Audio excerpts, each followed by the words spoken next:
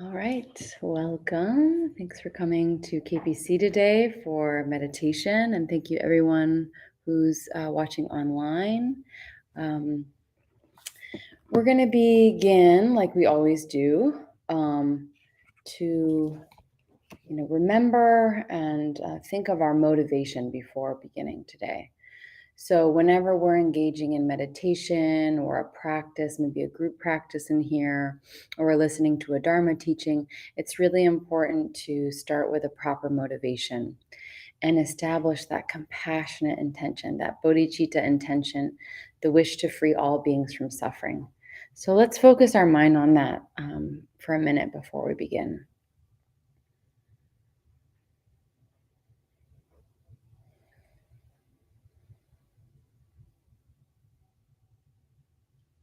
All right. So we're going to begin by doing some opening prayers. We will start with the 7-line prayer, and I'll put this up on the screen, and we'll do this 3 times together. Organ yugi nucham sam, pemange sardompula, yasan shogi nudrumne, pemajune shesudra. Kordu kandrom mampokur, keki jesu dagdruki, jinjilop shir sheksu sol, guru pema siddhihum. Organ yugi nucham sam, pema ge sardompula, yasan shogi nodrumne, pema jungne shesudra. Kodu kandrom mampokur, keki jesu dagdruki, jinjilop shir sheksu sol, guru pema siddhihum. Organ yugi nucham sam, pema ge sardompula, yasan shogi nodrumne, pema jungne shesudra. Kodu kandrom mampokur, keki jesu dagdruki, jinjilop shir sheksu sol, guru pema siddhihum. All right. So the meditation that we are going to be doing today is called Shamatha meditation. And the text we'll be referring to is Stabilizing the Mind by our teacher, Jetsama Akomama, which I brought today. So we always like to review, the basics of what meditation is and, how to properly have the right position and, sitting posture and breathing. So before we begin, meditation is the natural state of our mind when it's relaxed and stable and open. And it trains our mind to be this way, to be calm and relaxed and yet alert and wakeful. So the whole point of meditation, and we go over this every week and really try to reiterate this, it's the whole point of meditation is to create more space in our mind. And what happens when we create more space in our mind? Well, we can handle our emotions. We can balance our emotions. We can handle whatever comes to us in life, whatever is thrown to us at life, and how can we respond to that in a spacious way with a stable mind. It helps us create a buffer, a pause between our actions and our reactions.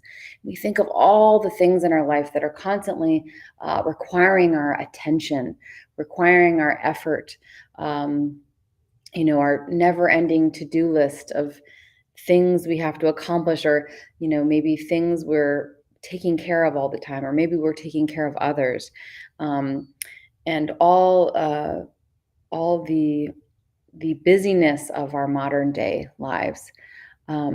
So what are we doing in our life to really give our mind true rest, true spaciousness, a break, kind of cutting the cycle of just doing, busy, busy, busy. So it's so important, and it's so important on the Buddhist path because it's the first step in developing bodhicitta. So that's the compassionate wish to free all beings from suffering. So how can we possibly have that thought or that wish when we are just circling again and again in our brain and have no spaciousness of mind or no thought of anyone other than ourselves? So it's really important to create that habit of spaciousness and return again and again to our meditation practice. And this meditation, the true benefits of meditation come when we apply ourselves to this and make this a practice. Of course, we can always get benefit from sitting down one time and doing meditation, but the true benefit comes long term when we can actually see the transformation of our mind, when there is more spaciousness, when we're less reactive, when we can let our emotions kind of, you know, drop away, or we can let them go. We can, you know, our mind isn't so inflamed. So we're going to take a comfortable seat, whether you're in a chair or on the floor. We just want to have our spine straight and lifted. And nothing is forced, nothing is rigid in meditation. So we're not, trying to be like a statue. We're trying to be very relaxed, but with the proper posture. So we're going to be actually looking downwards to the floor with our eyes open but relaxed, a relaxed gaze. Almost like we're creating a line from the bridge of our nose down to the floor, and resting our gaze on a point on that line. So we're not intently staring at the floor or staring at something on the floor. We're resting our gaze. And then with our hands, we either can have our hands on our thighs if that's more comfortable, or the traditional posture is the right hand over the left with our thumbs touching. And we can have our shoulders back and our elbows back. And we're just going to breathe naturally. And sometimes it might feel very unnatural to try to breathe naturally at first. We might need a few deep breaths to get to that natural rhythm and pace of our breath. We don't want to feel like we're constricted in any way. So again, just breathing naturally. And we have some breath actually going through our mouth as well. So we do this by just creating the tip of our tongue at the back of our teeth so that there's a little bit of space. Almost like we're saying the letter L, and breathing naturally like that. And breathing naturally. And as our thoughts arise, we're just going to let them go. All of our attention today is on the breath. So when any thoughts arise, we just return again and again to the breath. Our attention is like a feather gently riding the surface of our breath. So it's a very light attention on our breath. It's not a heavy attention. And as thoughts arise, again, we return to our breath, letting those thoughts go. And I'm just going to read just a page from this book, Stabilizing the Mind, that will help us with disengaging our thoughts when they arise. So we can keep this in mind when we start our meditation. Your mind is used to being active, and your mind is going to throw thoughts at you while you're watching your breath. It does not want you to meditate. The trick here, The thing that is difficult is not to follow your inner voice, the noisemaker in your head down the road. The chatterer is going to try to distract you, and you are going to be distracted. And when you are distracted, you should handle it by simply disengaging. Here is what is going to happen when you are distracted. Your brain will throw a thought at you, and you will concentrate on that thought, and you will notice that this thought goes somewhere. It develops itself in a linear progression, and you follow it. What happens when you're following the voice down the road is a lot of conceptualization, a lot of contrived view, belief, and opinion, all kinds of attraction and repulsion, action and reaction. Once you become skilled at putting your attention on your breath, you will hear the chatterbox going all the time, and the knack is to realize that it's always been there, and there is no need to follow it down the road. The voice will keep talking as it always does, and you'll get caught on little phrases that you hear in your head, but your meditation is lost not by hearing it, but by following it down the road. So again, these thoughts are going to naturally arise, but we just don't want to follow it down the road and analyze it and judge our thoughts. We just want to return again and again to the breath. So we're going to try this. We're going to start with a shorter, I'm going to bring my timer out here, a shorter session. So if you are new to meditation, even 5 minutes might feel a little bit daunting. It might feel like your mind's very distracted. So it's totally okay to start exactly where you're at. So if you need to start with a minute or 2 minutes and slowly grow that time, that is recommended. And it's not recommended to try 45 minutes of meditation the very first time you sit down and do it. So we will start with 5 minutes today, and then we'll increase our time and then do another shorter session. All right. So see if I can hear this gong timer. Okay. 5 minutes starting now.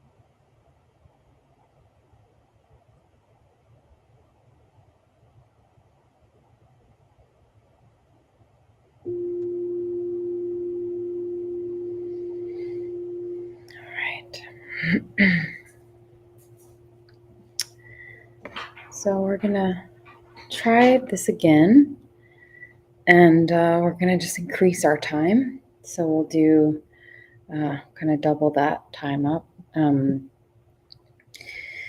again, just whenever any thoughts arise, we return again and again to the breath. That is where our concentration lies. And again, it's a light concentration on the breath.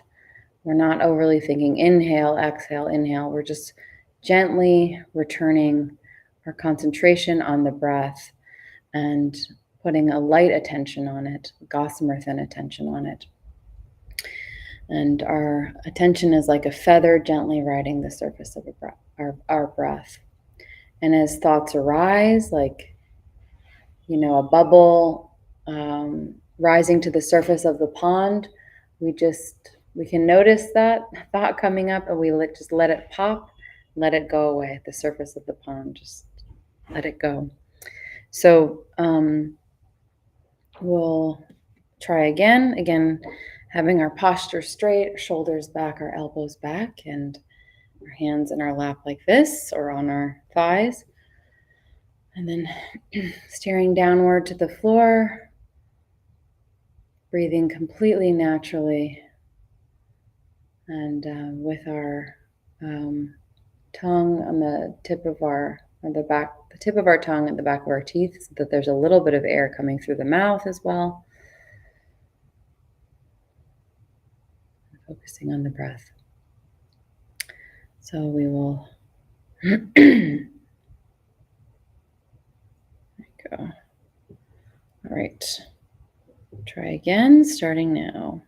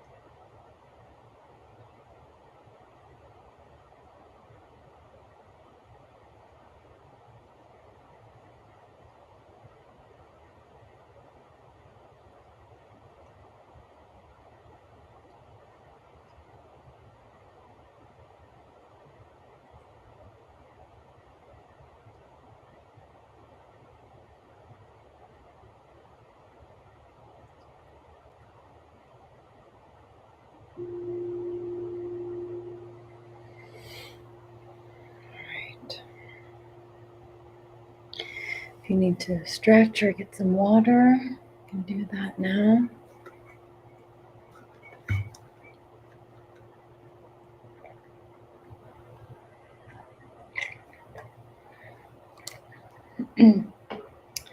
So we have many online resources throughout the week. If you want to continue meditating on your own time, we have on our YouTube page, Kunzang Peo Choling YouTube page, we have a meditation playlist, and that playlist has other types of meditation and techniques and teachings on meditation, so you can go there and check that out. And then we are always here on Saturday and Sunday at 10 a.m. We'd love to see you in person, and also everyone joining online. So again, these resources are always here for you, as well as this book, Stabilizing the Mind, which I'll just continue reading excerpts from in the coming weeks. So let's end with a shorter meditation, and then we'll do some closing prayers after that. Let's see the time. Okay.